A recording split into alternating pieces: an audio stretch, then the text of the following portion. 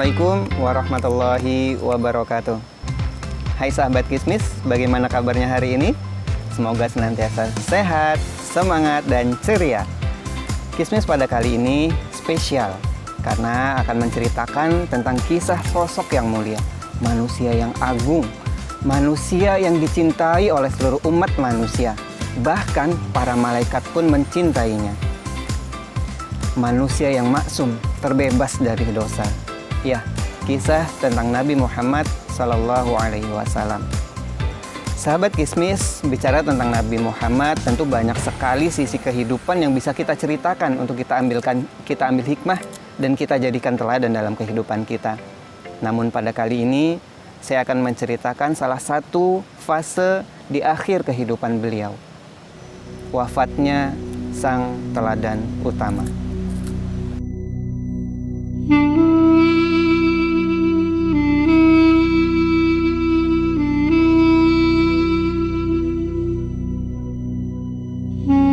Sahabat Kismis, pada bulan Zulhijjah tahun 10 Hijriah telah tampak perpisahan, tanda-tanda perpisahan dengan Rasulullah SAW. Pada saat itu Rasul melakukan ibadah haji yang kita kenal dengan ibadah haji wada atau haji perpisahan.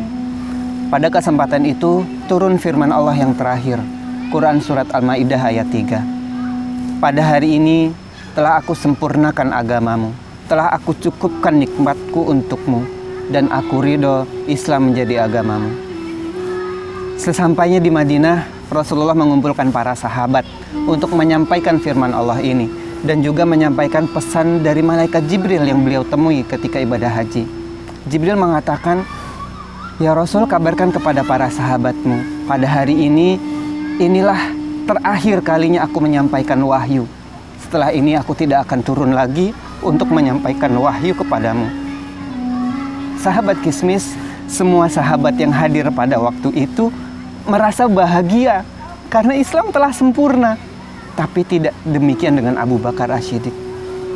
Mendengar kabar tersebut, firman tersebut, Abu Bakar langsung murung wajahnya. Dia langsung berbalik dan pulang ke rumah. Sampainya di rumah, dia tutup pintu, tutup tirai, dan kemudian menangis sejadi-jadinya. Demikian sepanjang hari. Setiap waktu sholat, para sahabat melihat mata Abu Bakar memerah. Para sahabat heran, mengapa Abu Bakar demikian? Sesungguhnya seluruh sahabat itu merasa bahagia dengan firman tersebut.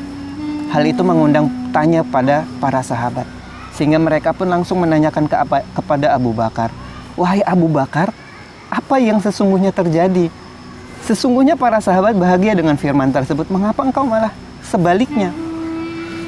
Abu Bakar tarik nafas dengan dalam dan menjawab pertanyaan para sahabat. "Wahai para sahabat, tidakkah kalian tahu sesungguhnya setelah sesuatu itu telah mencapai titik kesempurnaan, maka selanjutnya adalah kemunduran atau kemerosotan." Dan dalam firman terakhir tersebut, aku mendengar, aku sudah membayangkan akan terjadinya perpecahan di antara umat. Aku sudah membayangkan bagaimana nasib Hasan dan Husain yang menjadi yatim, dan aku membayangkan bagaimana nasib para istri Rasulullah yang menjadi janda. Sahabat terkejut, "Abu Bakar!" Sahabat tidak percaya dengan apa yang dikatakan Abu Bakar As-Siddiq. Sahabat Kismis, para sahabat yang hadir di rumah Abu Bakar semuanya menangis ketika menyadari apa yang dikatakan oleh Abu Bakar. Sehingga kehebohan yang ada di rumah Abu Bakar terdengar sampai luar. Para sahabat yang di luar rumah pun mengadu kepada Rasul, melaporkan kepada Rasul. Sehingga Rasul mendatangi rumah Abu Bakar. "Wahai para sahabat, apa yang kalian tangiskan?" Tidak ada yang menjawab pada waktu itu.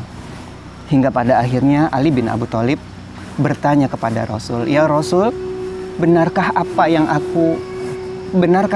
Abu Bakar katakan? Sesungguhnya kami mendengar ada hembusan angin kematian dari ayat yang terakhir turun. Benarkah apa yang dikatakan Abu Bakar?" Para sahabat ingin mendengar jawaban tidak. Rasul menarik nafas dan menjawab, "Sesungguhnya benarlah apa yang dikatakan Abu Bakar. Wahai sahabatku, telah dekat antara masa aku bersama dengan kalian. Telah dekat perpisahanku dengan kalian semuanya. Para sahabat terkejut. Mereka tidak membayangkan bagaimana hidup tanpa ada Rasul di tengah-tengah mereka. Semua hewan yang ada di muka bumi dan para malaikat pun merasakan duka yang mendalam. Rasulullah menjabat dan memeluk para sahabatnya satu persatu dan mengucapkan salam perpisahan. Sahabat Kismis, begitulah sosok orang yang sangat dicintai. Tidak ada yang rela ingin berpisah dengannya di muka bumi ini. Allahumma sholli wa sallim wa barik alaihi.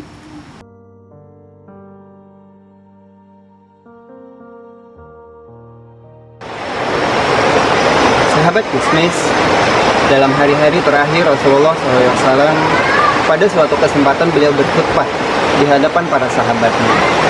Wahai para sahabatku, siapa yang pernah merasa aku zalimi, silahkan berdiri sekarang untuk mengkisos aku sekarang. Sahabat tak ada yang berdiri. Semuanya berpikir mana mungkin Rasul yang mulia bisa menzalimi para sahabat. Sampai orang tersebut ingin membalas perbuatannya. Rasul mengulang kembali pertanyaan, wahai para sahabat, siapa yang merasa aku zalimi, silahkan berdiri sekarang untuk mengkisos aku. Perlahan sahabat muda Ukasyah berdiri. Wahai Rasul, sesungguhnya jika engkau tidak meminta ini kepada kami, maka aku tidak akan melakukannya. Wahai Rasul, ingatkah engkau pada waktu itu, pada perang Badar, untaku sungguh dekat dengan untamu.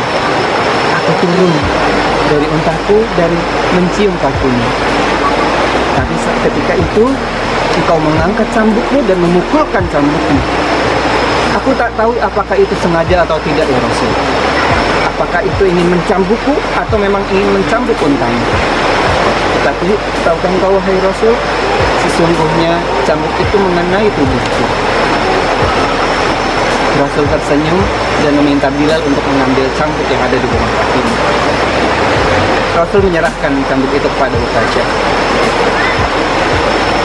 Ukasyah mengurai cambuk itu perlahan dengan begitu tenangnya. Tidak demikian dengan para sahabat yang menyaksikan kejadian itu. Tak ada yang bisa tenang pada waktu itu, sehingga Abu Bakar, Umar, Ali, bahkan cucu beliau Hasan dan Husain berdiri ingin mencegah Ukasyah. Wahai Ukasyah, inilah kami, cambuklah kami, deralah kami sepuas hatimu. Sesungguhnya engkau pun sama telah mencambuk Rasulullah. Cambuklah kami. Rasul menenangkan para sahabat. Duduklah kalian. Sesungguhnya Allah mengetahui kedudukannya.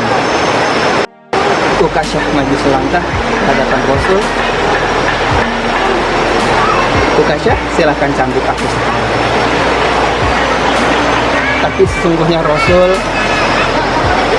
pada waktu itu aku tidak menggunakan pakaian, aku tidak menggunakan baju. Maka saat itu juga Rasul balik badan dan membuka bajunya sehingga punggungnya tampak. Sahabat Kismis, apa yang terjadi? Ukasyah membuang cambuk yang ada di tangannya dan memeluk mendekap tubuh Rasulullah. Ya Rasul, bagaimana mungkin ada orang yang tega ingin menyakitimu, ingin melukai tubuhmu? Sesungguhnya ya Rasul, aku melakukan ini agar tubuhku yang hina ini bisa bersentuhan dengan kulitmu yang mulia, sehingga Allah atas kemuliaanmu, atas kasih sayangnya membebaskan diriku dari api neraka. Sahabat, tangis yang awalnya tangis penuh kemarahan berubah menjadi tangis kebahagiaan. Semuanya mendoakan Ukasyah, ya Ukasyah. Semuanya turut bahagia. Rasul kemudian balik badan, mengenakan kembali pakaiannya dan memeluk Ukasyah. Wahai para sahabat, saksikanlah, siapa yang ingin masuk surga, perhatikanlah pribadi sahabat ini. Allahumma sholli wa sallim wa barik alaihi.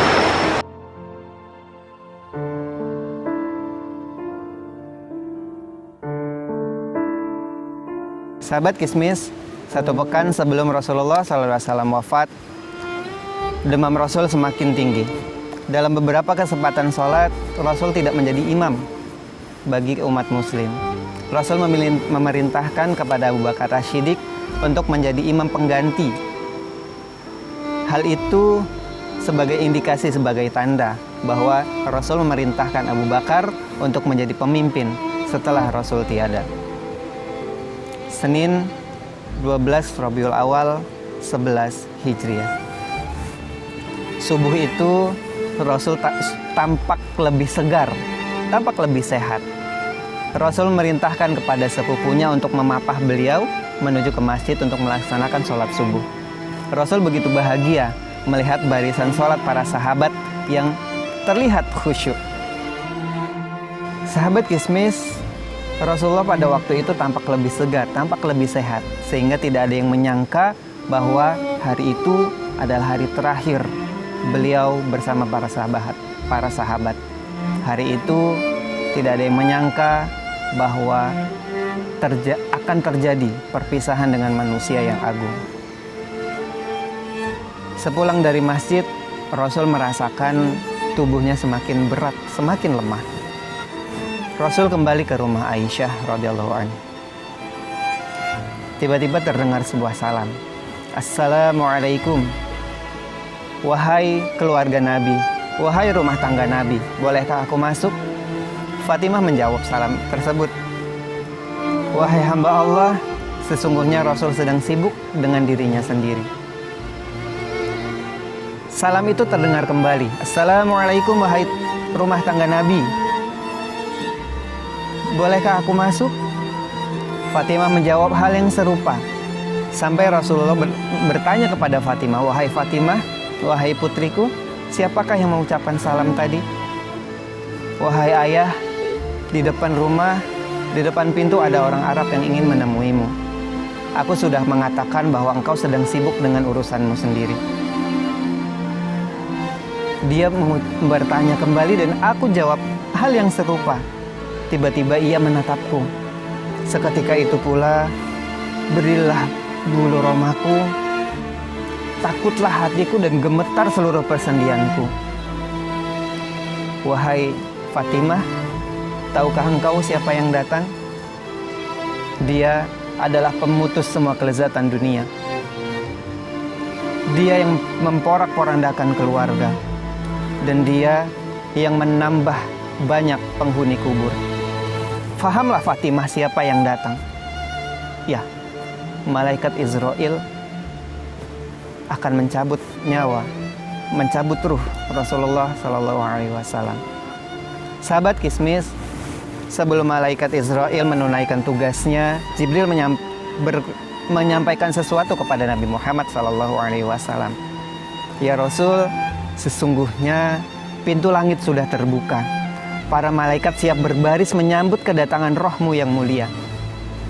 Itulah kabar gembira dari Allah. Tapi kata Rasul, bukan ini yang ingin aku dengar, wahai Jibril. Kabarkan kepadaku bagaimana keadaan umatku nanti. Masya Allah. Di akhir hayatnya, di penghujung hayatnya, Rasul masih memikirkan umatnya, memikirkan kita. Jibril langsung kemudian menjawab, wahai Rasul, ya Rasulullah, telah diharamkan surga untuk para nabi sebelum engkau masuk terlebih dahulu. Dan diharamkan surga bagi umat-umat terdahulu sebelum umatmu yang masuki terlebih dahulu. Ya Jibril, sekarang aku tenang mengetahui keadaan umatku. Sahabat kismis, malaikat Israel mencabut ruh Rasulullah secara perlahan. Ketika ruh mencapai pusar Rasul, Rasul berkata kepada Jibril, ya Jibril, demikian besar penderitaan sakaratul maut. Kemudian Rasul berdoa kepada Allah, ya Allah, mudahkanlah aku dalam sakaratul maut. Ya Allah, jika engkau izinkan, timpakan seluruh rasa sakit sakaratul maut umatku kepadaku saat ini juga, agar umatku tidak merasakan sakit ketika sakaratul maut. Ya Allah, jika Engkau izinkan, timpakan seluruh rasa sakit sakaratul maut umatku kepadaku saat ini juga, agar umatku tidak merasakan sakitnya sakaratul maut. Sahabat Kismis, begitu cintanya Rasul kepada kita, kepada umatnya. Rasul siap menanggung sakitnya sakaratul maut demi kita. Sahabat Kismis, Anas bin Malik berkata, ketika roh Rasulullah sudah di penghujung nafas, Anas bin Malik mendekatkan telinganya ke mulut Rasulullah, dan Anas bin Malik mendengarkan dua kata yang diucapkan oleh Rasulullah. Ummati, ummati, umatku, umatku. Inna lillahi wa inna ilaihi raji'un. Rasulullah telah meninggalkan kita semua. Sahabat Kismis, cerahnya langit Madinah tak dirasakan oleh seluruh penduduk. Ketika mendengar kabar itu, kabar meninggalnya Rasulullah Shallallahu Alaihi Wasallam, gemparlah Madinah. Umar bin Khattab yang saat itu melihat jenazah Rasul menyunggingkan senyumnya, menganggap Rasul tidak wafat. Rasul hanya seperti Nabi Musa yang hilang selama 40 hari dari umatnya dan kemudian kembali lagi. Hal itu yang dikatakannya. Siapa yang mengatakan Rasul wafat, siapa yang mengatakan Nabi Muhammad wafat, maka kepalanya harus dipotong. Umar bin Khattab. Bahkan ketika ada sahabat yang mengingatkannya, ia tak menggubrisnya. Abu Bakar datang agak terlambat. Dia tak menggubris Umar yang tengah meluap emosinya, mengungkapkan kata-kata yang menegaskan seolah-olah Nabi Muhammad hanya istirahat. Padahal kata-kata tersebut menimbulkan kebingungan kepada para umat muslim pada saat itu. Abu Bakar As-Siddiq kemudian langsung menuju ke rumah Aisyah radhiyallahu an dan melihat jenazah Rasulullah. Disingkapnya kain yang menutup wajah Rasulullah. Dilihatnya Rasul tersenyum. Ya Rasulullah, begitu indahnya ketika engkau hidup dan begitu indahnya ketika engkau wafat.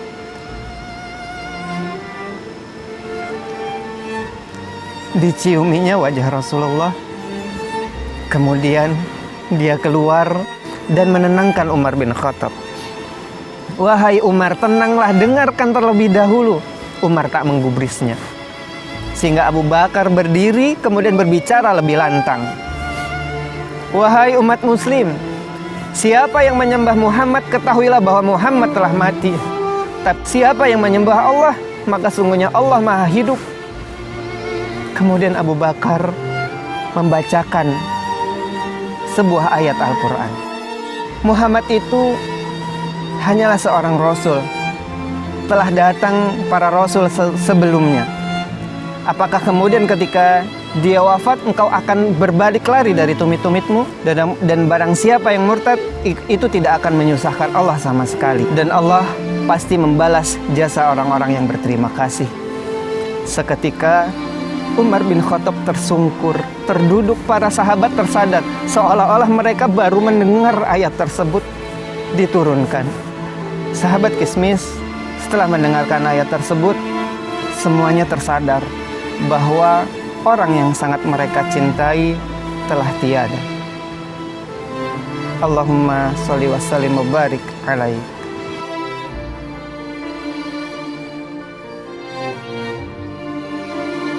Sahabat Kismis, wafatnya Rasulullah SAW telah meninggalkan kedukaan yang mendalam bagi para sahabat, bagi orang-orang yang mencintainya.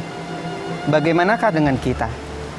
Apakah kita mencintai Rasul Bagaimana dengan lisan kita? Apakah senantiasa bersolawat kepada Rasul? Bagaimana perbuatan kita? Apakah senantiasa menunaikan sunnah-sunnah Rasul? Padahal Rasulullah SAW pernah berkata kepada para sahabat, "Wahai sahabatku, sesungguhnya aku rindu kepada saudaraku." "Ya Rasul, bukankah kami ini saudaramu?" "Bukan, kalian sahabatku. Saudaraku adalah orang yang tetap beriman kepadaku walaupun tak pernah jumpa denganku." Sahabat Kismis, semoga kisah ini, kisah yang tadi sudah didengarkan, akan semakin menumbuhkan cinta kita kepada Rasulullah, akan menimbulkan rindunya kita kepada Rasulullah SAW. Insya Allah kita kelak di surganya, kita akan bertemu dengan Rasulullah SAW. Insya Allah, wahai yang mencintai Rasulullah. Assalamualaikum warahmatullahi wabarakatuh.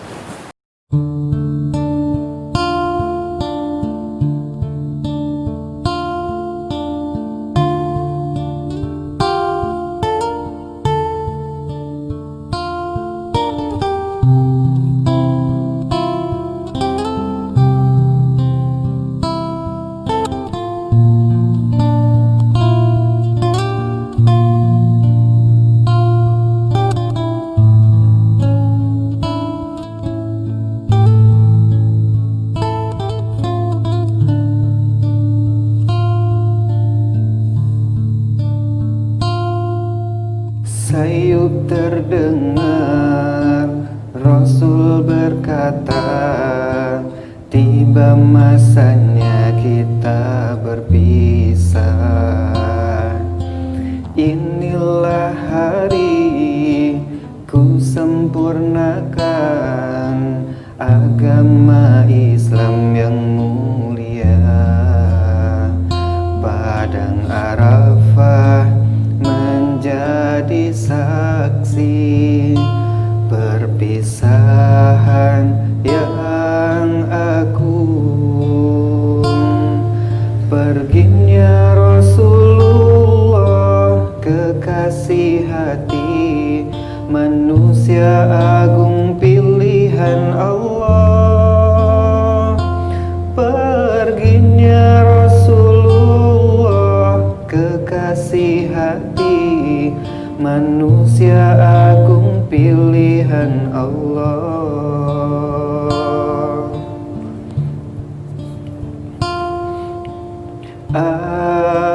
Air mata pun berderai ketika ia disemayamkan. Oh pilunya hati ini, kini Rasul yang tercinta telah tiada, tinggal kenangan, namun kau selalu diingat. Syiarmu kekal selama-lamanya. Ya Rasulullah,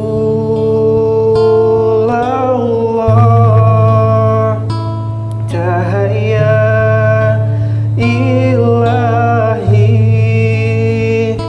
selamat tinggal kekasihku, selamat jalan pujaan hatiku.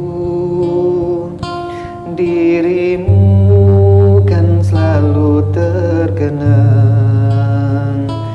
dirimu kan selalu dirindu. Air mata pun berderai ketika ia disemayamkan. Oh pilunya hati ini, kini Rasul yang tercinta telah tiada, tinggal kenangan, namun kau selalu diingat. Syiarmu kekal selama-lamanya. Syiarmu kekal